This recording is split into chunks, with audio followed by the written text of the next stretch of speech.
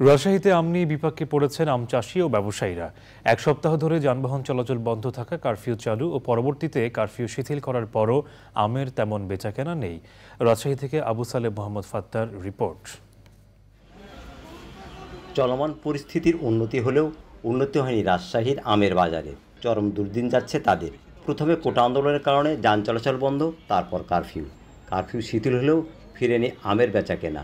নাগালো নিম্নে 2.5 লাখ টাকার মালের ভিতরে 1 লাখ টাকাই লস। এবছরে খুব কষ্টতেই আছে।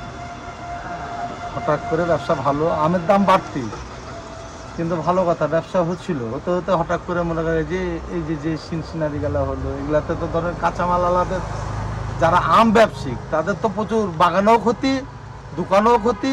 অত শর্ট টাইমের মধ্যে কাঁচামালের ব্যবসা করা সম্ভব না।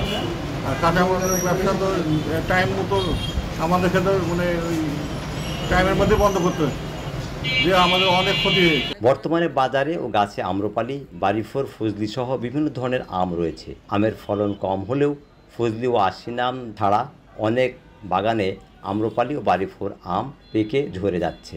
রাজশাহী মহানগরীর Shahebbazar, Dhaka bus stand, Shalbagan, Lakshmipur, court station বাজারসহ বিভিন্ন স্থানে আমের আড়ত ও ফলের দোকানে আমের মজুদ থাকলেও তেমন বেচাকেনা নেই। কারফিউর কারণে আম পচে নষ্ট হয়ে কম দামে বিক্রি করতে হয়, অনেক লস হয়েছে।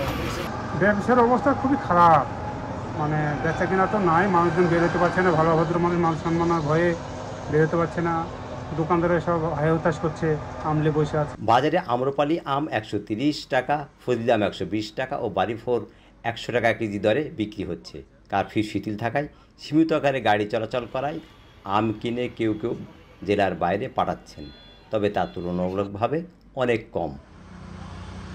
Abu Saleh Mohammad Fatta, channel I, Rajshahi.